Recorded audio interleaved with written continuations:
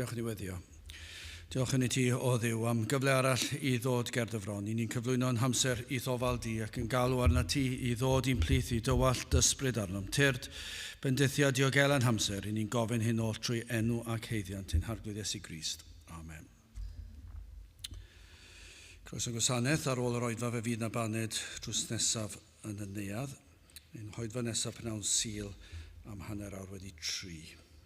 Nawr gydewch ni ganu tra'r ein heisedd Emynau 60, pam yr ofna fenaid gwan wrth weld aneirif lu, yn amau bod i'm ran a hawl yn Iesu ci.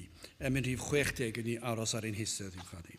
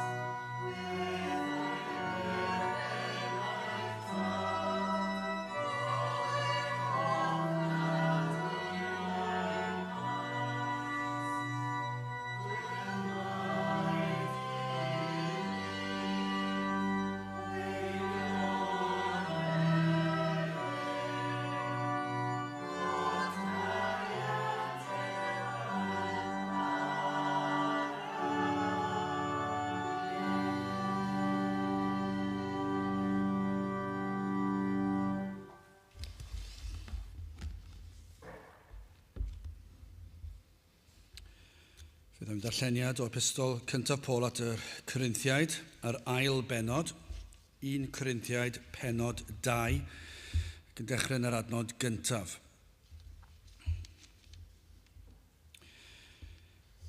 Am y fi pan ddeithim atoch frodyr a ddeithim nid yn ôl godidogrwydd ymadrodd neu ddoethineb gan fynegu i chwi dystiolaeth Duw, cynnes ni fernais i mi wybod dim yn eich plith ond Iesu Grist a hwnnw wedi ei groeshoelio, a mi a fim yn eich misg mewn gwendid ac ofn a dychryn mawr am hymadrodd am pregeth i ni bu mewn geiriau denu o ddoethineb ddynol, ond yn eglurhad yr ysbryd anerth. Fel na byddai eich ffydd mewn doethineb dynion ond mewn nerth Duw. A doedd hineb yr ydym ni yn ei llefaru ymysg yr rhai perffaith, eithir nid doedd hineb y byd hwn, na ddywysogion y byd hwn, yr rhai sydd yn diflannu. Eithir yr ydym ni yn llefaru doedd hineb Duw mewn dirgelwch, sef y doedd hineb guddiedig, yr hon ar agordeinio Duw cyn yr oesoedd un gogoniant ni. Yr hon nid adnabu neb o dywysogion y byd hwn, oherwydd pes a dwynasent, ni chroesoliasent arglwydd y gogoniant.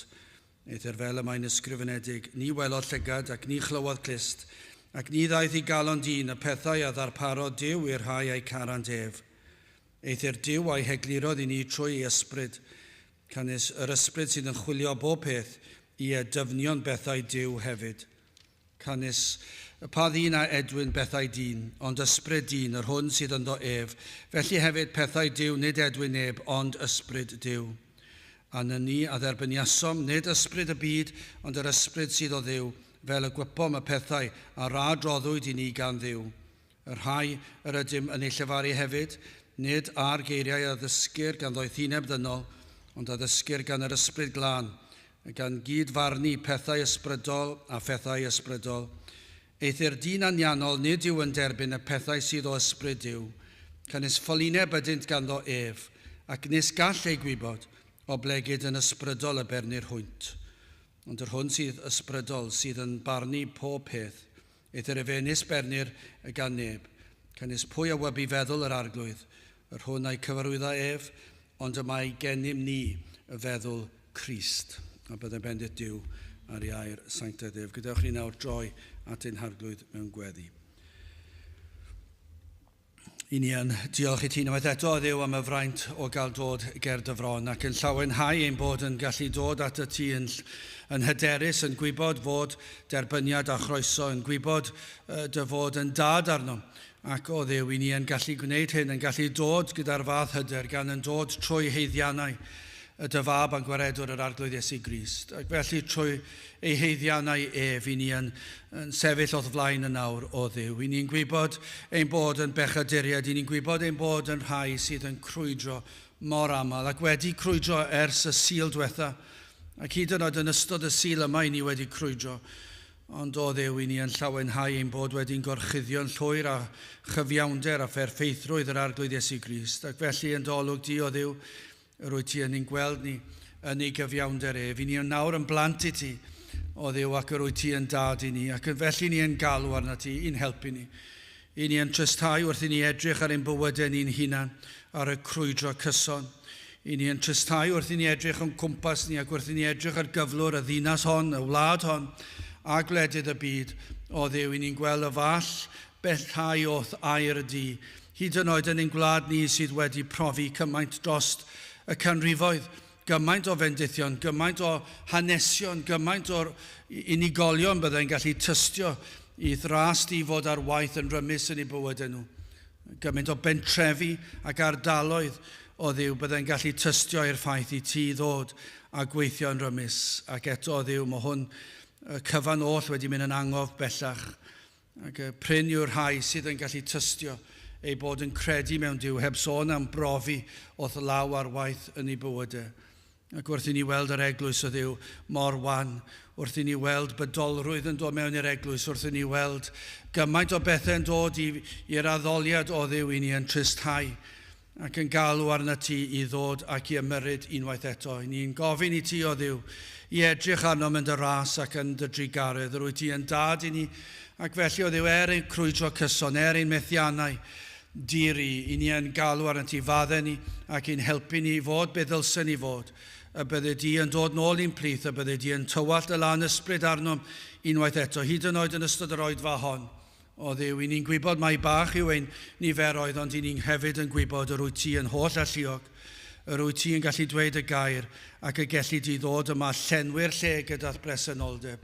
Gad i ni brofi o'th agosatrwydd heddiw yn ein plith. Tyrd gweithio cadw ar un drwg i ffwrdd o Dduw, i ni'n ymwybodol iawn sut yma i'n gallu dod ac yn gallu sibrwd, yn gallu dod a tynnu'n sylw mor sydyn. O Dduw, helpa ni I daddoli di ac i wneud hyn mewn ysbryd a gwirionedd. Felly o Dduw, teir di'n plith, arwain i nawr bendithio ni, i ni'n gofyn hyn oll trwy enw a thrwy heiddiant ein harglwydd Iesu Grist. Amen.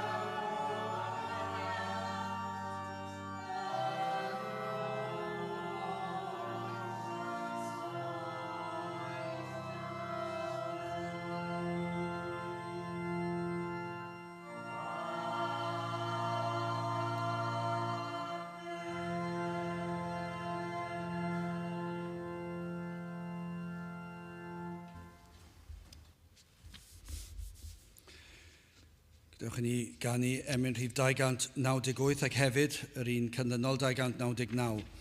O'r nef mi glywais newydd fym cododd ar fy nrhaed fod ffynon wedi hagor i'r cleifion gael iachad. 298 gewn ni sefyll i'w chanu.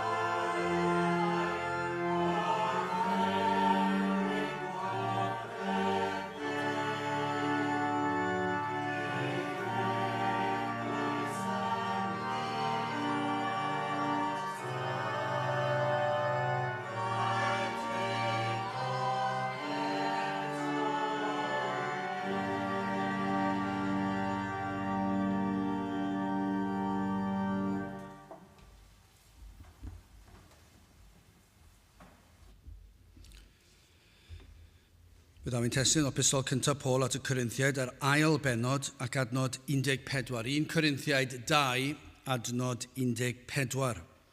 Eithir Dyn Anianol nid yw yn derbyn y pethau sydd o ysbryd Dyw canis ffolineb ydynt ganddo ef, ac nis gall ei gwybod o blegyd yn ysbrydol y bernir hwynt. Nawr mor bwysig yw gwybod ble ydyn ni arni yn ysbrydol, ac os nad ydyn ni'n gwybod efallai cyn i ni ddechrau, y byddwn ni'n galw ar yr arglwydd o ddiw graslon, agor fy llygaid i weld.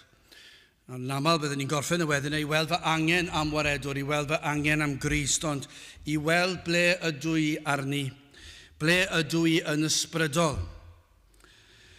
Achos rwydd iawn i dod o sil i sil ac i eistedd ac i gymryd yn ganiataol, efallai rhyw brofiad blynyddoedd yn ôl, ac yn gallu cyfeirio at honno, ac efallai ddim wedi cerdded, ddim wedi profi o agosatrwydd yr arglwydd, ond rhywbeth bach ac yn rhwydd iawn, yn ddibynnol ar ein crefydd ni, ar ein cefndir ni, magwraeth ni, beth bynnag yw e. Ac felly, peth da yw i alw ar yr arglwydd, dangos i mi ble ydw i arni, ble ydw i'n sefyll. Achos mae gair Dyw yn gwbl eglur, trwy gydol gair Dyw. Mae'n gwbl glir yn dweud wrthyn ni ble ydyn ni oll wedi dechrau, ble mae'r man cychwyn. Ond nid yw'n wir pan i ni yn teithio o un lle i'r llall. Dwi'n credu bod yn wybodaeth cyffredinol, rai sydd yn fy nabod i, dwi ddim yn dda yn gallu darganfod fy lle o A i B. Does dim ots ble mae A does dim ots ble mae B. Fe fyddai rhywsut yn colli fy ffordd. Fe fyddai yn meddwl fy mod i rhywle yn dod mas o siop yn y dre yng Nghaerdydd. Fe fyddai'n dod mas o ddrysau'r siop, a fe fyddai'n troi'r chwith pan mae'r dde roeddwn ni fod i fynd. Dwi ddim yn siŵr ble ydw i, ac yn aml iawn mae'n bwysig bod ni'n cofio'n union ble ydw i nawr. Nid ble dwi'n dychmygu fy mod i, ond ble ydw i, ac yna yn gweithio mas o fan honno i'r cyfeiriad iawn yr wyf fod i rodio ar hyd ddi. Ac felly yn ysbrydol, mae'r gair Dyw yn gwbl glir. Mae'n dweud wrthyn ni ble ni gyd wedi dechrau. Mae'r Beibl yn dweud wrthyn ni pwy bynnag i ni y ganwyd ni yn bechaduriaid. Ganwyd pob un ohonom yn rai sydd yn dod yn fyr o'r safon angenrheidiol. Dyna be mae'r Beibl yn dweud. Sef ots os ni'n grefyddol a'i pheidio, mae'n dweud pob un o'n un yr un cwch. Pob un a aned i ni gyd yn dod yn fyr o'r safon, o'r cychwyn un. I ni ddim yn dod yn agos at gyrraedd y safon. Mae Dyw yn ei osod ar gyfer y nefoedd. Mae Dyw yn ddigon clir, mae'n dweud mae'r nefoedd yn berffaith. Ac felly dyma yw'r dryswch, y penblet, dyma'r broblem fawr sydd yn gwynebu pob un ohono ni. I ni gyd yn gwybod, os i ni'n credu mewn Dyw a bod yna nefoedd, a ni'n gwybod bod yna, i gyrraedd y nefoedd rhaid i ni fod yn berffaith. Ond y broblem fawr yw hyn, i ni gyd wedi cael ein genu'n bechaduriaid. A dyna'r broblem. A dim ots ein cefndir ni, pa iaith i ni'n siarad, pa grefydd. Cofio clywed dwi wedi dweud un salgwaith, fe nath gadael argraff arna i fel un ifanc yn cofio'r cwrgweddi a rhyw genhadwr yn dod i siarad â ni ac yn sôn am rhyw goedwig. Nad oedd un o'r rhai oedd yn byw yn y llwyth yma yn y goedwig, can milltir mewn, lawr o afonydd a coedwigoedd anhygol, ac yn dod ac yn teithio, ac yn dod ar draws rhyw lwyth oedd erioed wedi gweld neb oedd yn byw tu allan i'w llwyth nhw. Doedden nhw ddim yn gwybod bod yna unrhyw un arall yn byw ar y blaned. Doedden nhw ddim yn gwybod am blaned. Ac eto, beth oeddech chi'n darganfod fyna? Rhai oedd yn plygu i ddiwiau o bren ac o'r haul ac o'r lleiad. Doedden nhw'n gwybod bod rhaid nhw'n credu mewn rhywbeth, ac roedden nhw'n credu yn y Dyw anghywir, roedden nhw'n gas i'w gilydd, roedden nhw'n amlaidd, roedd yna anfoesoldeb, roedd yr holl beth yn colli tymer, roedd bod yn flin, roedd ei gyd yno. O ble gafon nhw hwnna? Dim dylanwad teledu, dim dylanwad y cyfryngau, dim dylanwad gwleidyddion, dim dylanwad o gwbl. Doedd dim byd yna, doedd dim ffonau symudol, dim byd o'r fath. Ganwyd pob un ohono ni yn bechaduriaid. Felly dim os pa gefndir, pa iaith, pa grefydd, mae'r Beibl yn ddigon clir, mae traed pob un ohonom yn gadarn ar y llwybr llydan. Ac i ni'n gwybod fod gair Duw yn dweud fod y llwybr honno'n arwain at ddistryw.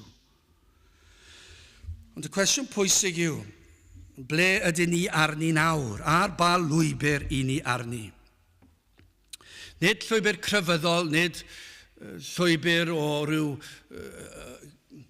uchelgais sydd ganddoch chi gyrraedd rhyw swydd. Dwi'n gofyn am y llwybr hynna. Fi'n gofyn, ydych chi ar y llwybr cil neu llydan, yr un sy'n arwain i'r at y nefoedd neu at y ddistryw. Pa un i ni arni? Ble i ni'n sefyll? Yn sicr, i ni'n gwybod o Duw, rhaid i rhywbeth fod wedi digwydd i ni. Dyna beth mae Duw yn dweud yn y Beibl. Rhaid bod rhywbeth yn digwydd i ni yn ystod ein bywyd. O'r eiliad ni wedi cael ein geni tan yr anadl olaf honno, rhaid i rhywbeth ddigwydd i ni. I ni ddim yn gallu digwydd bod yn dweud, wel nawr dwi'n Gristio. Mae rhaid bod rhywbeth, byddwn ni'n gallu dweud bod yna rhywbeth yn gallu digwydd. Dydyn ni ddim yn dweud fan hyn rhaid bod yna rhyw eiliad penodol, achos i rai, mae yn rhyw gyfnod, ond mae yn gyfnod lle gynt yr oedden nhw'n ddall ac nawr maen nhw'n gallu gweld. Ac felly rhaid gofyn hyn, oes na rhywbeth wedi digwydd i ni? Bod na rhyw ymyrraeth yn ein bywydau ni? I beri fod ein traed ni ar y llwybr gwahanol i'r un yn ganwyd ni. Mae'r angen yma'n anferthol yn dywe. Bob un ohono ni wedi methu gwneud dim byd i'n helpu'n hunan. Dydyn ni ddim yn gallu gwneud hyn. Falle o bob gwledydd y byd, yma yng Nghymru, i ni'n ei weld falle dim llawer mwyach, ond mi roedd e'n wlad grefyddol iawn, ac mi fyddwch chi'n gallu teiri hyn, mi fydda yna rhyw athrawieithau di-ri yn ein gwlad fach ni, ar sut gall dyn ymdrechu i gyrraedd y nefoedd. Mynd i'r capel, canu'r emynau, dysgu'r adnodau, bod yn neis, bod yn garedig, helpu'r tlawd, bod yn gymydog da. Pob math o athrawieithau byddwn nhw'n gallu dweud, dyma yw Cristnogaeth, dyma beth sy'n plesio Duw. Ac os na wlad yn y byd, fydda'n eog o dod ar athrawieithau hynny i'r wyneb yna, ni yw'r wlad honno. Ond be mae gair Duw yn glir yn dweud wrthyn ni, ac fe welwn ni fe fan hyn, dydyn ni ddim yn gallu'n helpu'n hunan. A felly rhaid gofyn eto, oes na rhywbeth wedi digwydd yn ystod ein bywyd i beri i'r newid yma ddigwydd? Oes na rhywbeth wedi digwydd i ni? Oes na wirth? Rhywbeth chi ddim yn gallu roed mewn geiriau. Falle byddwn ni ddim yn gallu, ac i rhai heb gefndir ddim yn gallu defnyddio'r termau iawn. Falle bod yr eirfa ddim ganddyn nhw, ond mi fydden nhw'n gallu tystio hyn. Digwyddodd rhywbeth. Fe ddigwyddodd rhywbeth i beri i mi weld fy angen ac i mi weld Crist. Efallai bod nhw'n gallu ysgrifennu traethawd hir amdano fe, ond mi fydden nhw'n gallu dweud hyn, mae yna ryw ymyrraeth yn fy mywyd i, lle gynt yr oeddwn ni ar y llwybr llydan, nawr dwi ar yr un cil. A doeddwn ni ddim yn gallu wneud, roeddwn ni wedi trio wneud am ddegawdau efallai, ond yna fe ddigwyddodd rhywbeth. Wel, hoffwn ni edrych yn gyntaf ar y pwynt anianol y ddyn, yn anail agwedd dyn ac yn andrydydd a chybiaeth dyn. Wel, anianol ddyn, drychwch ar yr adnod yma, adnod 14. Eithir dyn anianol, nid yw yn derbyn y pethau sydd o ysbryd Duw, canis ffylineb ydynt ganddo ef, ac nes gall ei gwybod, o blegyd yn ysbrydol y berni'r hwynt.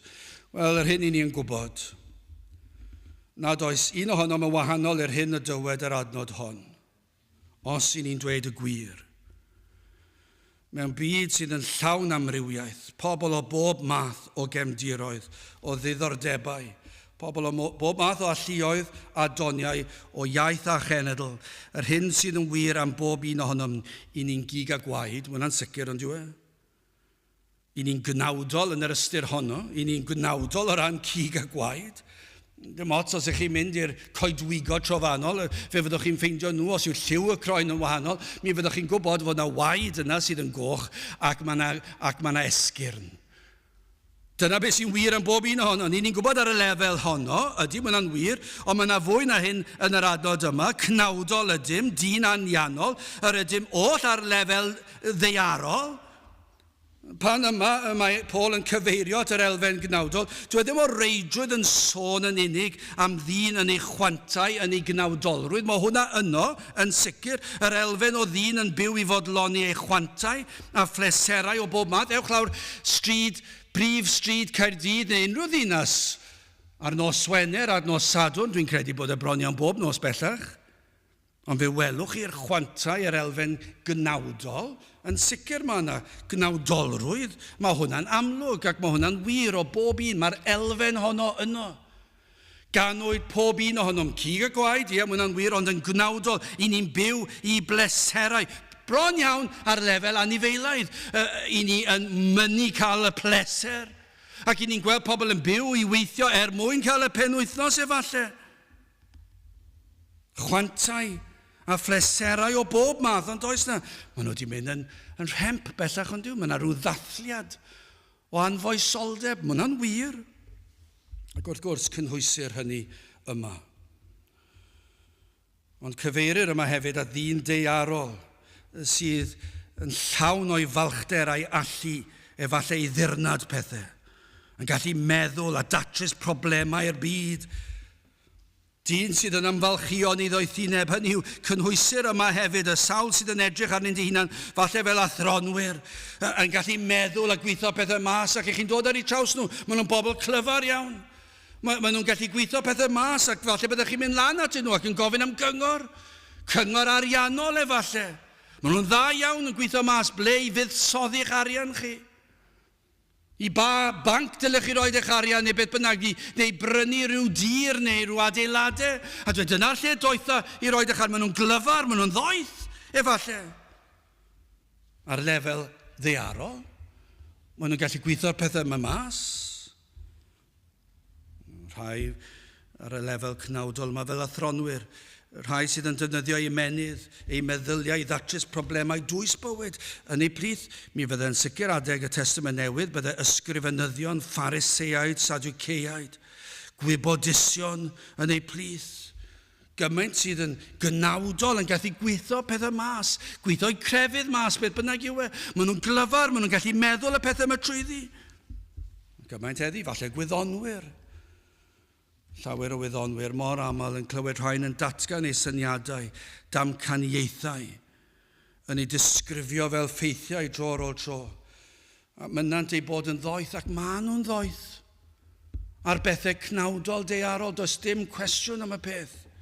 Maen nhw'n glyfar, ond yna maen nhw'n dod â'i damcaniaethau, ac yna, gan ei bod nhw'n gwrthod Duw, maen nhw'n ei datgan nhw fel ffeithiau.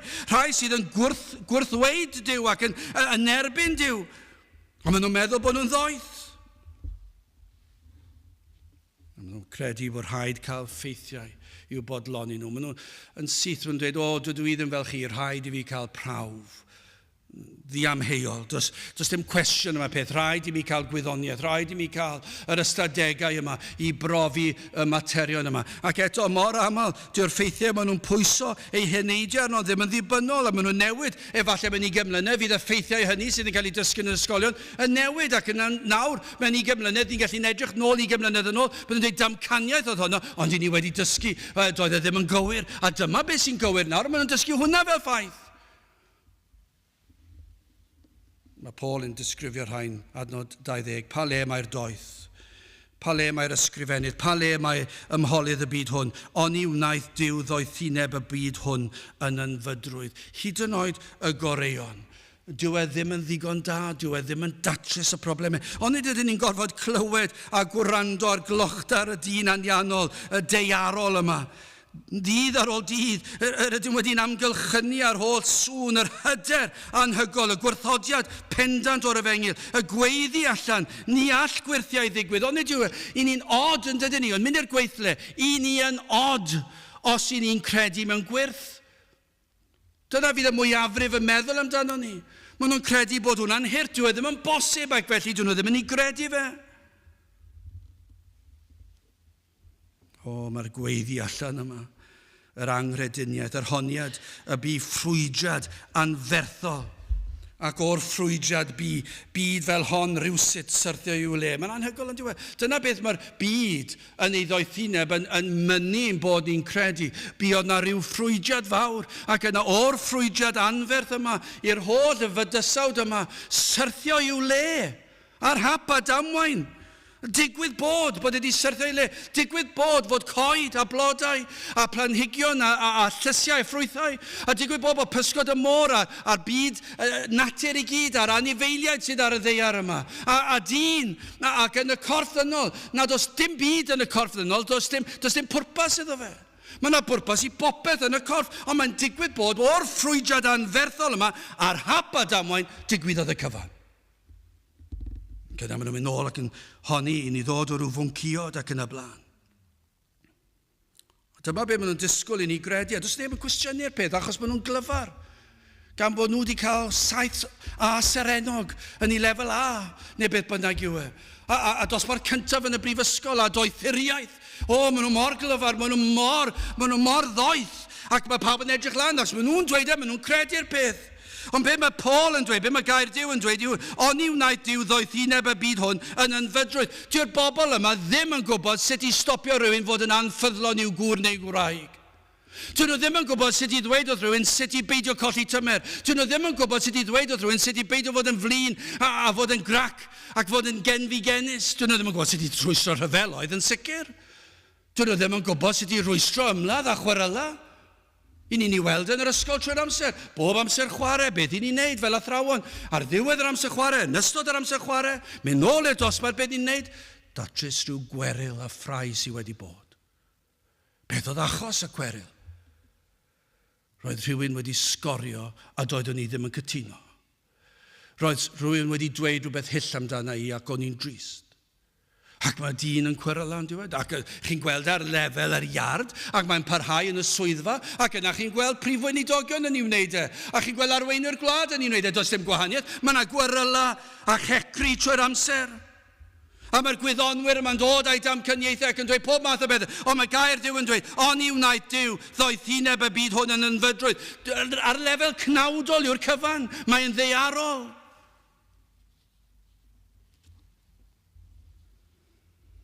Mae'n driennus yn diwedd.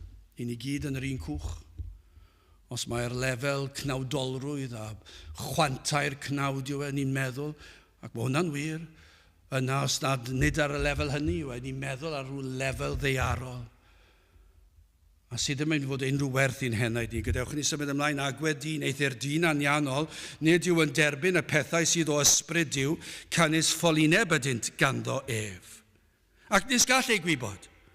O blegyd yn ysbrydol y bernir hwynt. Hyn sydd yn wir o bob un ohonom a aned. I ni'n gwybod i ni'n bechaduriaid, ac bod pob un ohonom sydd yn anianol, naturiol, yn gnawdol, ac yn meddwl yn gnawdol, yn ddeiarol. Dyna sydd yn reddfol i ni. Dydyn ni ddim yn gallu codi'n hunan i lefel arall. I ni gyd yn mynd i feddwl ar y lefel ddeiarol yma. Eithir Dyn Anianol nid yw yn derbyn y pethau sydd o ysbryd Duw. Dyma beth sydd yn wir. Dyma beth oedd yn wir amdana i mi cael fy magu ar eilwyd grisnogol ble roedd yr efengil yn cael ei ffregethu. Yr oeddwn ni yn anianol, yn meddwl yn gnawdol, crefyddol, ond yn gnawdol. Sym gwahaniaeth. Crefydd fy hun. Efengylaidd, mynd i gapel efengylaidd, ond dyna sydd yn wir, eithir Dyn Anianol, dyma beth sydd yn wir am ddyn, pob un ohonom, nid yw yn derbyn y pethau sydd o ysbryd Duw. Mae hwnna'n ddigon clir, ond yw e? Allwn ni ddim dweud yn gliriach na Paul. Dyma ffaith sicr i ni, nid ydym yn derbyn materion ysbrydol. Does dim un ohonom a aned yn mynd i dderbyn a chredu a mynwesu yr elfennau ysbrydol sydd o Dduw. Dyw e ddim yn mynd i ddigwydd. Dyw e ddim yn bosib i ddigwydd. Materion yn ymwneud ar enaid yr efengil. Mae dyn naturiol yn gwrthod yr efengil. A mae hyn yn wir hyd yn oed os i ni'n grefyddol. Lle chi ddychmygu breichiau yn codi. Beth? Ond y crefyddol yn yr un cwch. Mae'n gwrthod yr efengil, ond ydy ni fel cenedl yn sicr o hynny. Cofio dweud oeddech chi, cofio cwrdd â rhywun blynyddoedd yn ôl, ac o fewn eiliadau'r sgwrs, pam ofnodd e pwy o'n i? A dwedes i fy enw ac oedd yn dweud, eich tad chi ysgrifennodd yr emyn i'r dôn yma? Pa hawl o da fe? Ac oedd e'n poeni'n amlwg yn gryfyddol, oedd e'n Gymro i'r carn. Oedd e'n gwybod i emynau, oedd e'n gwybod y cyfan, ac oedd e'n wyllt fod unrhyw un wedi gallu cyfansoddi emyn i dôn Cymreig. Oedd e'n casau'r efengyl. Roedd e'n grac, ond roedd e'n un o'r grefyddwyr Cymru, capelwr, mawr, mynd i'r capel, gwybod yr emynau, gwybod i adnodau. Ond be mae'r gair Duw yn dweud yw mae Dyn Anianol yn mynd i wrthod yr efengyl. Mae e'n gwrthod. Nid yw yn derbyn y pethau sydd o ysbryd Duw. Wneith y derbyn crefydd, mae'r Cymru ohoni yn derbyn crefydd, does dim cwestiwn am hynny. Ond mae dyn naturiol yn mynd i wrthod yr efengyl. Ond fe fydd e'n creu, efallai, pobl crefyddol, yn creu crefydd o'i wneithuriad ei hun. Un i'n arbenigwyr o hyn, hyd yn oed o fewn eglwysi, lle mae'r efengyl yn cael ei ffregethu. Ond nid oes na beryg fan hyn, i ni gallu dweud yn rhwydd iawn, wel, maen nhw ar fyna, dydyn nhw ddim yn pregethu'r efengyl. Capelwyr yw nhw, maen nhw'n wir, maen nhw'n pregethu o'r Beibl, maen nhw'n canu'r emynau, ond dyw'r efengyl ddim yna. Ond yna ewch chi gapelu efengylau, lle mae'r efengyl yn cael ei ffregethu. Ac yna hyd yn oed fyna, fe gewch i'r rhai, ond nid yw yn wir. Fe nes i greu efengyl fy hun, oedd e mor agos i'r efengyl. Roeddwn ni'n ei ddadle fe yn y chweched dosbarth yn yr ysgol. Mi roeddwn ni'n fodlon sefyll lan o flaen pobl, a cyhoeddi, a dadle, a cael pobl yn chwerthin am fy mhen. Ac eto gyd, doeddwn ni ddim wedi credu, doeddwn ni ddim wedi deall. Roeddwn ni yn creu efengyl ond yn siwtio fi. Mi roeddwn ni'n licio cael troed yn y byd, ond hefyd yn pwyso ar fy efengylaidd bersonol i. Mi roedd e gen i. Gallen ni ddisgwyl ni treithawd ar y peth. Ond rhywbeth sy'n siwtio fi yw'r broblem. Doeddwn ni ddim falle'n licio pobl yn dweud, dyma be mae gair Duw yn ei ddysgol, dyma yw'r efengyl. A fe gewch chi'r rhai yn cyd-gerdded am gyfnod yn diwn o'n wir, i bob ymddangosiad allanol yn derbyn yr hyn y cyhoeddir yn yr eglwys, yr efengyl yn cael ei chyhoeddi, yn proffesi hyd yn oed ei bod yn dilyn yr athrawiaethau a bregethur, ond yna fe ddaw dydd. Pa mae'r geiniog yn syrthio i'w le. Ac yna fe welir y gwrthodiad o'r neges, yr oedd gwrthodiad o'r neges cyn. Mae hwnna'n wir, achos mae'r gair yn dweud wrthyn ni. Dyn Anianol nid yw yn derbyn y pethau sydd o ysbryd Duw. Felly, yr holl amser roedden nhw'n gwrthod yr efengyl, ond efallai heb sylweddoli hynny, yn creu rhyw efengyl y cyfleus i ni'n hoffi, achos dyna be nes i. Mi roeddwn ni'n gwrthod yr efengyl, ond mae yna rai ond oes, mae yna rai sydd yn cyd-gerdded am gyfnod wedi creu rhyw efengyl sydd yn ei siwtio nhw, ond yna rhyw ddwrnod mae pregethwr yn pregethu rhywbeth, a mae'r geiniog yn syrthio i'w le. Ac maen nhw'n sylweddoli, dyna beth i chi'n dweud. Dwi ddim yn licio hwnna. Mae hwnna'n mynd i gostio. Dwi'n mynd i golli allan fan hyn. Fyddai ddim yn gallu mwynhau fy mhleserau. Fe fi rhaid i fi golli fy ffrindiau, fe fi rhaid i fi beidio mynd am y swydd honno, gan ei fod yn amharu ar fy safiad. Ac yna mae'r pob peth yn dod i'w le, ac yna maen nhw'n dechrau sylweddoli, dwi ddim yn hoffi'r efengyl yma, dwi ddim yn licio'r efengyl i chi'n sôn amdano, mae yna rhywbeth wedi dod, maen nhw wedi mwynhau hyd rhyw bwynt, ond yna mae yna rhyw adeg yn dod, pan maen nhw'n sylweddoli, dwi ddim yn licio fe, a maen nhw eisiau'r byd, maen nhw am grefydd, sydd yn caniatáu'r byd, mwyn i'r ddau gyd fyw. Dyna beth maen nhw eisiau. Ond nid ydym wedi gweld y gwrthodiad yma mor aml. Dyma beth sy'n tristau. Mae yn fraint cael fod yn fab i weinidog sydd yn cyhoeddi'r efengyl. Ond allai ddweud wrthych chi, un o'r pethau mwyaf trist fel plentyn i mi weld. I gweld rhai wrth i fi dyfu fyny yn rhodio ac yn proffesu ac yna mynd i'r byd. Salwaith. Rhai yn cael swyddi o arweinyddiaeth o fewn yr eglwys ac yn mynd i'r byd. A iddyn nhw'n gredinwyr? Wel, efallai mae gwrthgilio gwael yw fe ddo nhw'n ôl, dydw i ddim yn gwybod, ond mae mor drist yn diwe. Gweld rhai, pa mae'r geiniog yn syrthio i'w le, pa mae rhaid nhw sefyll a gwneud safiad, pa mae rhaid nhw sefyll dros y bigad, pa mae nhw'n sefyll dros y neges, a dyn nhw ddim yn fodlon pam, achos mae'n mynd i gostio nhw, maen nhw'n mynd i golli mas, maen nhw'n mynd i golli ffrindiau, maen nhw'n colli enw da, mae pobl yn mynd i ddweud pob math o beth amdanyn nhw, ac felly maen nhw'n dweud, na, dwi ddim eisiau hwnna, ac maen nhw'n mynd i ffwrdd, ac maen nhw'n mynd i'r byd, neu mynd i ryw eglwys sydd yn caniatau'r byd. Sawl gwaith ni wedi gweld hyn, tro ar ôl tro ar ôl tro. I ni'n ei weld e. A mae'r gair Duw yn dweud fan hyn yn y testun, cynnes ffolineb ydynt ganddo ef. Maen nhw'n edrych arnoch chi fel ffôl. Maen nhw'n dweud i chi dros ben llestri. Gweld rhain yr efengil a'i ddisgwyliadau yn ffolineb llwyr. Mae'r byd, ond nid yw hwn yn wir. Falle welwn ni ddim hwn o fewn yr eglwys, ond mae'r byd yn edrych arno ni'n credu bod adda ac Efa wedi bodoli. Chi'n credu bod na rhywun o'r enw adda ac Efa wedi rhodio'r ddaear yma, ac mae nhw oedd y rai cynta, ac yna iddo y bechu, ac fe ddaeth pechod i'r byd. Chi'n credu hynny? I gredu fod proffwydi wedi datgan cannoedd o flynyddoedd cyn dyfodiad Crist, ei fod yn mynd i ddod i ddelio gyda pechod, a chi'n rhoi eich holl fywyd ar y neges yna, maen nhw'n meddwl bod chi'n hirt. I gredu mae trwy un mab Duw yn unig y gellir etifeddu bywyd trygwyddol a chael maddeuant pechodau, mae ar hwnnw i ni'n pwyso, maen nhw'n meddwl beth i chi'n neud. I gredu fod y Meseia wedi atgyfodi'r trydydd dydd. Ac iddo efennill y fuddugoliaeth i ni, ac oni bai iddo atgyfodi, bydda dim gobaith i ni, bod ni'n credu hynny. Bod adeg y Pasg mor bwysig y croeshoeliad, ond yr atgyfodiad hefyd. Bod ni'n rhoi popeth ar y peth yma. Petai Iesu Grist ddim wedi mynd i'r groes, bydda dim gobaith i ni. Petai Iesu Grist heb atgyfodi o'r bedd ar y trydydd dydd, bydda dim gobaith i ni. Ond i ni'n rhoi popeth ar yma pan ni'n pregethu amdano fe bob un sul.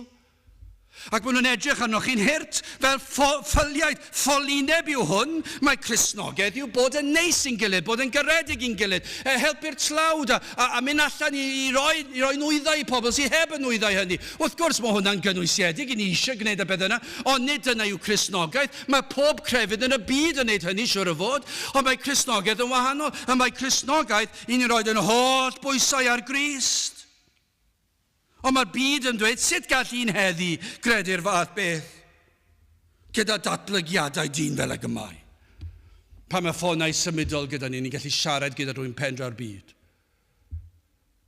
Sut gallwch chi gredu y fath beth? Dyna beth mae'r byd. Maen nhw'n meddwl bod ni'n ffyliaid. Mae dyn crefyddol hefyd yn edrych ar yr efengil fel ffylineb llwyr. Mae efengylwyr hyd yn oed yn edrych ar yr efengil, yr ysgrythyr, fel ffylineb llwyr. A maen nhw'n fodlon mynd i'r bedd yn teimlo a chredu felly, credant mae afres symol i'w dilyn cred fel hon, i roi'n bywyd yn llwyr i wasanaethu un fel hwn.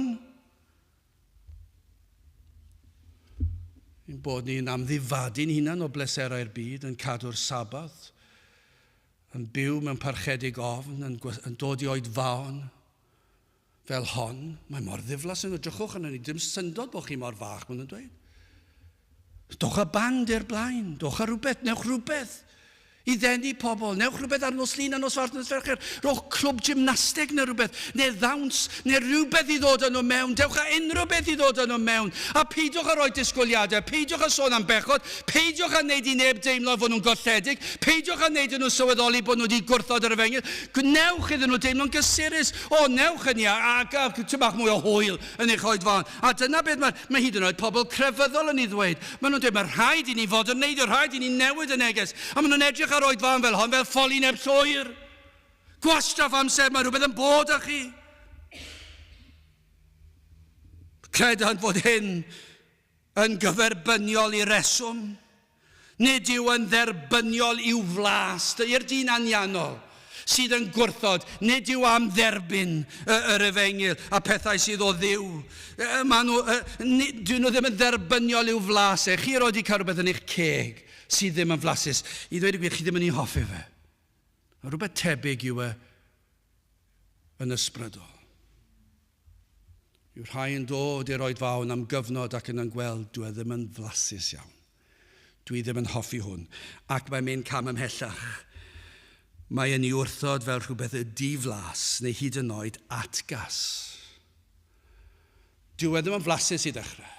Na, dwi'n yn licio hwn. Mae yna rhywbeth amdano. Dwi'n yn licio'r codi'r llais. Dwi ddim yn licio'r disgwyliadau. Dwi ddim yn licio dod i'r oedfawn 2-3 gwaith ar y sil. Be methu mynd i'r traeth a cael barbecue ambell i sil a pan mae'n braf, sy'n eisiau chi dod i'r cwrdd, sy'n eisiau ni amddifadu'n hunan o bleserau'r byd, sy'n eisiau ni fyw i un, sy'n eisiau darllen i air bob dydd a gweld beth yw ei ddisgwyliadau, sy'n eisiau siarad ag trwy'r amser. A mi fydden nhw'n edrych ar hwnna fel ffolineb llwyr. A dwi ddim yn flasus iddyn nhw, dwi ddim yn hoffi fe. Ac yna chi'n gweld yna, ond dyn ni'n gweld gyda'n plant ni. Maen nhw'n tyfu lan, maen nhw'n licio'r ysgol i ddechrau gyda fe. Mae hwnna'n ddigon iawn, a maen nhw'n gyfarwydd ag achos maen nhw'n rhan o'r teulu. Ac yna maen nhw'n tyfu lan, maen nhw'n dod o'r oedran ysgol maen nhw'n dod o'r oedfa. Ac erbyn 11-12 mlwydd oed, efallai bod y cadeiriau tym bach yn anodd ac yn galed, a mae'r bregeth tym bach rhy hir, a dwi ddim yn golygu, does dim blas iddo fe. Ac yna mae lot o capeli newid, y blas i fod yn fwy blasus. Dyna be maen nhw'n neud. Mwyn cadw'r ifanc, ac yna mae'r ifanc yn dod i'r oedfa'n fel hon, ac yna, fi'n cofio un yn dweud wrthai, fe dorodd e'n nghalon ni, ond o'n i'n gwybod bod yn wir. Fe ddwedodd hwn wrthai, bob tro dwi'n dod i'r oedfa, dwi'n ei gasau e. Mae e'n nychrau ni, dwi ddim yn ei hoffi fe, a dwi eisiau codi lan y gweiddi, a dwi'n methu aros nes bod fi'r oedfa di gorffen a fi'n mynd mas o'r cwrdd, mae tro drws. Fe ddwedodd wrthai, ac o'n i'n gwybod bod yn wir, a oedd e'n dagren dweud. Ond allai ddweud wrtho pam, rwy ti'n anianol, rwy ti'n naturiol, rwy ti'n gnawdol. Dyna pam, dwi ddim yn rhywbeth ti'n mynd i ddeall, ti'n mynd i gysau e. Ond mae'n dod o fod dim blas iddo fe, i fod yn atgas. Mae yna rhywbeth amdano fe, a dyma beth sy'n digwydd. Mae pobl ar ôl cyfnod, falle ddim yn ei sylwi fy'n syth, mae rai yn sylwi fy'n syth. Mae rai yn dod i weld pa mor atgas yw'r efengil, yr eiliad cyntaf maen nhw'n dod mewn. Mae rai yn cymryd degawdau. Pa maen nhw'n sylweddoli, dwi ddim yn licio hwnna. Wrth wrando ar yr efengil, ceir atgasedd yma, cysineb. Ac maen nhw'n edrych arnoch chi fel eich bod chi'n hybu eithafiaeth crefyddol, dros ben llestri. I chi wir yn mynd yn eithafol nawr. Credir mai gwallgofddyn sydd yn dilyn y fath efengil ac i chi'n ei bregethu. Dywed Paul mwy na'r ffaith nad yw'r rhain amgredu na dilyn Iesu Grist na'r efengil. Mae hwnna'n wir, dyn nhw ddim eisiau dilyn, mae'n ddiflas yn atgas hyd yn oed. Ond mae Paul yn mynd ymhellach. I bod nhw'n gweld y cyfan fel ffolineb, hwnna'n wir, ond be mae'n dweud, mae Dyn Anianol yn dewis gwrthod. Ond hefyd, dywed Paul, nid yw yn gallu dirnad. Dwi ddim yn gallu mynwesu. Nis gall ei gwybod, dyna be mae Paul yn dweud, maen nhw'n gwrthod, dyn nhw ddim eisiau fe, ond nis gall ei gwybod chwaith, o blegyd yn ysbrydol a berni'r hwynt. Felly nid ystyfnigrwydd a chyndynrwydd ewyllus dyn yn unig y disgrifio Paul, ac mae hwnna yn sicr i'w weld mor aml. I ni'n ei weld yn ein plant, i ni'n ei weld yn ysbrydol, i ni'n gweld trwy'r amser. Mae yna ystyfnigrwydd i gredu, cyndynrwydd i gredu. Dyn nhw ddim eisiau credu, ffolineb yw hwn. Mae'r byd, mae fathro gwyddoniaeth i yn dysgu pethau gwahanol. Mae e'n dweud bod trwydiad wedi digwydd achos bod e'n dweud rhaid bod e wedi digwydd. Doedd hi'n ddynol, anianol. Ond hefyd be mae Paul yn dweud, yr analluedd ei ddealltwriaeth yn peri nad yw dyn yn derbyn materion ysbrydol. Ei anallu, dyw e ddim yn bosib i ddyn naturiol, anianol, cnawdol, daearol, sef pob un ohonom ni, i ddeall materion ysbrydol. Dywed Paul, nad yw dyn am fod yn ddoeth y materion yr enaid, ond hefyd dywed ni all fod yn ddoeth. Mae'n dris ond dwi e. Dwi e ddim eisiau bod yn ddoeth, ond dwi ddim yn gallu bod yn ddoeth am y materion pwysicaf oll. Y pethau mwyaf pwysig. Dydy hwnna ddim yn ddilornus o bobl sydd wedi darganfod meddygyniaethau a teclynnau'n helpu ni. Maen nhw'n ddoeth ar lefel cnawdol, ond dyw e ddim o unrhyw werth yn ysbrydol nac yn dragwyddol. Dyn nhw ddim yn gallu helpu datrys problemau mwyaf dyrys bywyd. A be fi'n ni'n gweld fan hyn, pan yn dod wyneb yn wyneb ar y fengil, nid yw Dyn Anianol am ei wybod a dyw e ddim yn gallu wybod e. O blegyd yn ysbrydol y bernir hwynt, efallai bod yna rai sydd yn gwrando, sydd yn llawn hyder a balchder yn ei doethineb, ond sylwch hyn, trienus yw eich cyflwr chi wrth i chi wawdio a dirmygu, yr ydych yn dangos eich anwybodaeth a'ch diffyg, mae eich llygaid wedi dallu. Ond yn gweddi y bydd un, efallai, neu rai, fod yn profi'r hyn sydd mor bwysig. Ac yn gyntaf, hyn sydd mor bwysig i chi trwy ras Duw, i chi weld eich anallu. Dyna'n gweddi ni. I chi weld eich anallu i wneud unrhyw beth i'ch helpu. Dyna'n gobaith ni. Wrth ddisgrifio'r pethau yma, fydd yr ysbryd glân ar waith ac yn agor eich llygaid. Fel dwedwn ni ar y cychwyn, ag o Dduw graslon, agor llygaid fenaid i weld fy angen am Grist, i weld fy mhechod, i weld fy nghyflwr. Dyna lle pwysicau i fod. Dyna'r man cychwyn. Byddwch chi'n gweld hynny ac yna i sylweddoli, dydych chi ddim yn gallu helpu'ch hunan. Fedrwch chi ddim wneud eich crefydd yn well. Fedrwch chi ddim dod yn fwy aml i'r cwrdd. Allwch chi fyw yma a byddwch chi ddim yn wneud lot o dim gwahaniaeth i chi. Allwch chi ddod i bob un oedfa o nawr tan 1000 o flynyddoedd o nawr, a wneith dim gwahaniaeth. Yr hyn sy'n rhaid i ddigwydd i'w ysbryd glân, agor llygaid eich enaid i weld eich angen am Grist, i weld eich pechod. Felly, os byddwch chi'n gweddio hyn, gweddiwch hyn, dyna'r her i chi, gweddiwch o Dduw graslon. Dangos i mi fy nghyflwr, dangos i mi fy mechod. Dyna chi her, dwi'n dweud un sawl gwaith, dyna chi her, ond yn aml iawn, mae yna rhai yn gwrthod cymryd yr her. Ond am her, gweddiwch i arddi Dduw, ddangos i chi ble i chi arni. I ddangos i chi eich pechod, eich cyflwr. Wel, i orffen yn drydydd a chybiaeth dyn. Gai ofyn oes yna un wedi dod i'r ymwybyddiaeth yma. Efallai, cyn yr oedfa, efallai, cyn gwrando ar y we, efallai. Bod yna rai wedi dod ac bod y disgrifiad sydd wedi dod gan Paul fan hyn yn union fel i chi yn ei deimlo ac wedi brofi. Chi wedi trio gwella. Chi wedi trio achub eich enaid eich hun. Chi wedi trio fod yn grefyddol. Chi wedi trio bod yn efengylaidd. Chi wedi trio credu'r efengil. Chi wedi trio dweud bod chi wedi gwneud popeth chi fod i wneud. Ac efallai yn ymuno gyda pawb ac yn cario ymlaen. Ond chi'n gwybod yn eich enaid does dim heddwch na. Ond efallai ar ôl y trio a trio a trio. Bod chi'n dod o does dim nerth gen i yn fy nghorff mwyach i drio dim mwy.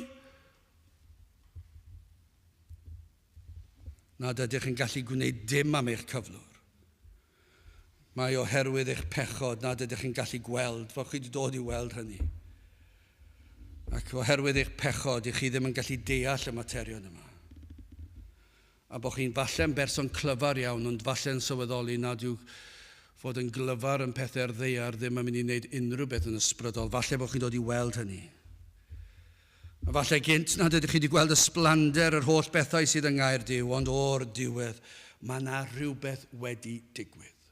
Ond nid dyna beth yw'r efengil, mae yna rhywbeth yn digwydd. Falle rhyw ddigwyddiad, efallai rhyw brofiad, efallai rhyw ofn. Ond mae yna rhywbeth wedi digwydd, sydd wedi siglo chi. Ac bod yna rhywbeth trwy ras Duw bod chi'n dechrau deall, na fedrwch chi gyrraedd y safon. Dyw'r holl grefydd yn y byd ddim yn ddigonol i gyrraedd y safon. A bod chi wedi dod i weld hynny. Adnod 10, eithir Duw a'i heglurodd i ni trwy ysbryd, canis yr ysbryd sydd yn chwilio pob peth i edyfnion bethau Duw hefyd. Rhaid i'r ysbryd glân fod ar waith. Amhosibl yw i chi ddeall heb hyn. Ni all un ddod i weld rhyfeddod yr efengil a'r hyn a ddarparodd Iesu Grist trosom. Heb i'r ysbryd glân eich bywhau. Rhaid iddo ef blannu'r hedyn bywyd yn eich enaid. Gan mae marw ydych. Rhaid iddo fe wneud y cyfan. Ond nid yw'n broblem i ddyn modern, oes i ni'n byw yn ddi, lle mae dyn mor falch o be mae'n gallu wneud ar ben ei hun. Ond rhaid i chi sylwi mae marw ydych yn ysbrydol. a rhaid i'r ysbryd o'i hedyn o fywyd. Ac yna chi'n dechrau gweld bywyd yn dod. Fel i ni'n gweld planhigyn yn codi o'r ddaear, yn gyntaf chi'n gweld pig bach gwyrdd yn dod o'r ddaear, ac yna mwy a mwy. Ac felly'r enaid, lle gynt yr oedd yn farw yn ysbrydol yn ddall, lle gynt yn gweld y cyfan yn ddiflas, yn atgas, ond yna mae yna rhywbeth wedi digwydd ac yn sydyn. Wedi'r ysbryd glân agor llygad ei enaid, wedi'r ysbryd glân yn nadlu anadl bywyd yr enaid, mae'n datguddio'r enaid, materio nid oedd yn bosib iddo ddeall ynghynt, a nawr mae'n dechrau deall. Mae wedi clywed y cannoedd o weithiau. Ond nawr mae'n dechrau deall. Nawr mae'n dechrau gweld ei bechod am yr hyn ydyw. Mae'n cofio pechodau a wnaeth e fel plentyn. Fel un yn ei arddegau. Yn ei geiniau cynnar efallai. Mae'n cofio pechodau. Mae Satan yn hoffi atgoffa ni yn diwedd.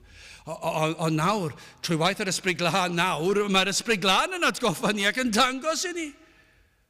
Fe fydd Satan yn atgoffa ni am ddegawd ar ôl, ond fydd y Cristion yn gallu dweud, mae Iesu Grist wedi maddau'r cyfan. Ond wrth ddod at Grist, i chi'n dechrau gweld eich pechod ac yn teimlo'ch pechod, ac nawr i chi'n dod i weld eich heiddiant, ac nawr yn gweld gwerth yr un a ddaeth o'r nefoedd i dalu'r pris am ein rhyddhau ni o gaethiwed pechod. Ac nawr fe wel hwn neu hon pwysigrwydd y groes.